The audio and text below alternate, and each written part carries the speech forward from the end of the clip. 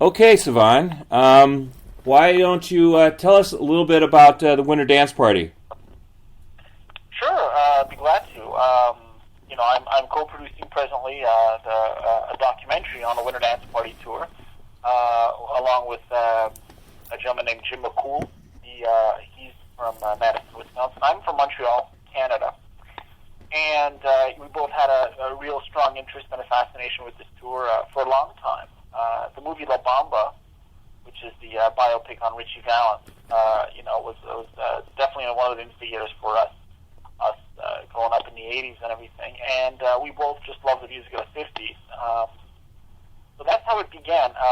Give you a little bit of background on me and why I happen to like this kind of music or how I was introduced to it. Well, basically, it's as simple as, there was an oldie station that just came on the air at one point in the early 90s here in Montreal, and I got one morning I woke up and the format had changed and it was oldies, and I loved it. And I just started buying all the records, and I got fascinated with all the artists, Stan Cook, Beyond the Belmont, Buddy Holly, Chuck Berry, all of Elvis' songs, and I started looking up the charts, and I learned everything about it.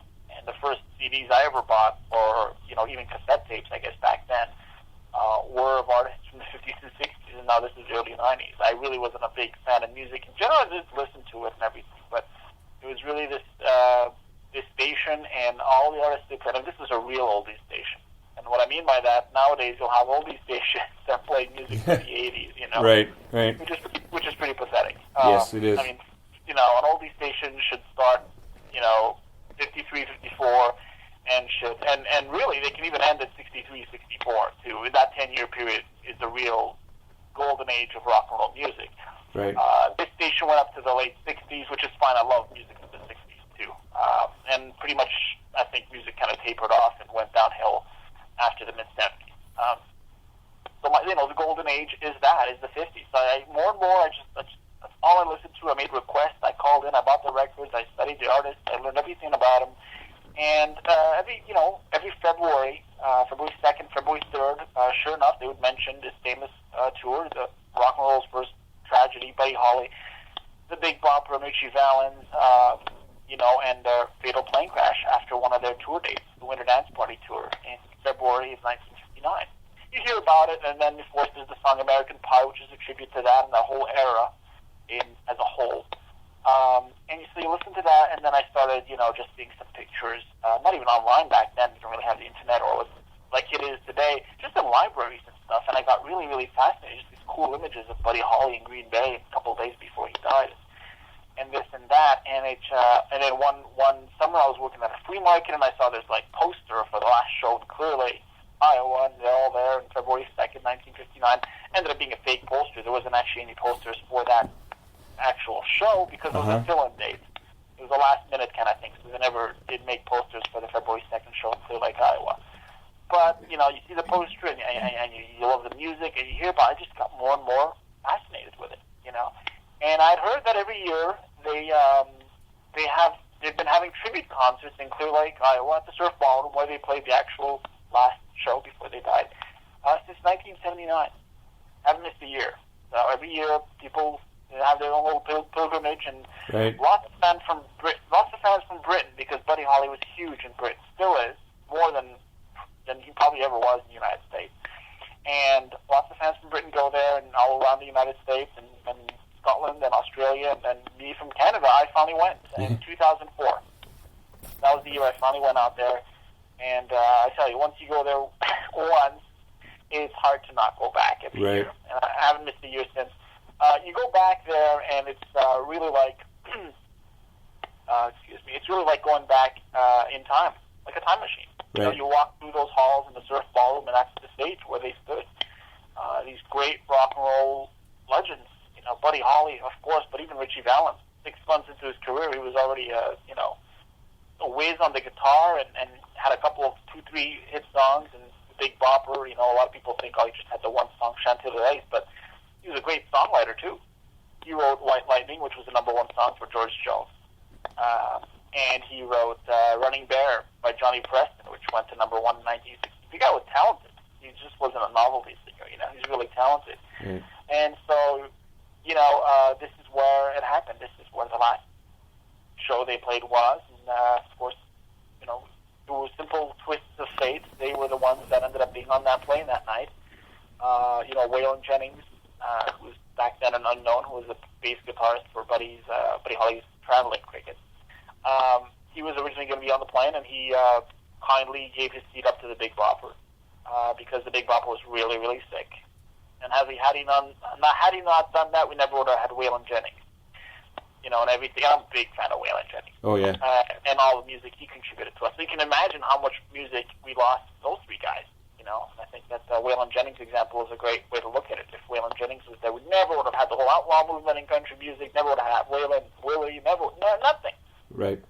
And so what did we lose with the Big Bopper and Richie and Buddy? 22 years old, 17 years old, 27 years old, and of course the pilot who was 22 also, or 21 I think.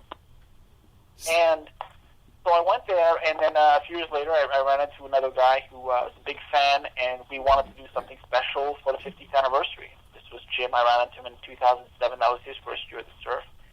And we said, let's do something. I ended up just deciding to do a documentary. And, after that, we just got, a lot of hard work, but we were a lot of times right place, right time. We were the first ones to have found Frankie Sardo, who was the opening act for the Winter Dance Party Tour. And he trusted us, and he had never really done any major or filmed interview ever in 50 years, and he liked our idea, and he welcomed us to his home, and we did our interview with him, and this past February, we brought him back to the Surf for the first time. And this was 2004 that this started? 2004 is, no, 2004 is just the first year I went to the Surf for the tribute concert. Is that when you started thinking about the documentary? No, I always knew I wanted to do something, either just something, and never really,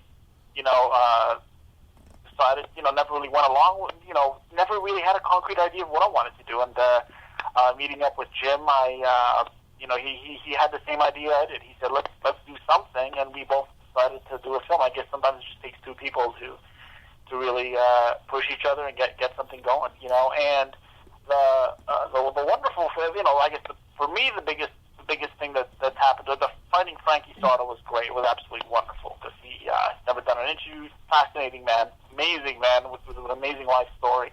But for me, it was our finding the only pictures taken on the final show, and people have been looking for pictures from that final show for 50 years.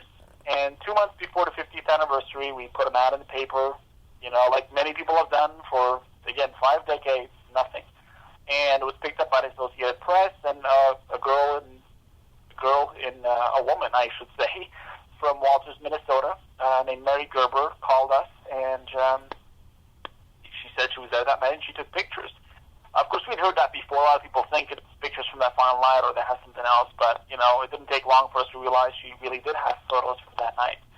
And that's, I got to tell you, that's a huge, for someone, you can imagine like me, since I was a teenager, who's just heard about this night, and by this point I'd already done plenty of interviews with people who were there that final night and heard all kinds of stories. Everyone knows the flipping of the coin and Waylon giving up his seat and what songs they played that final night and how it went.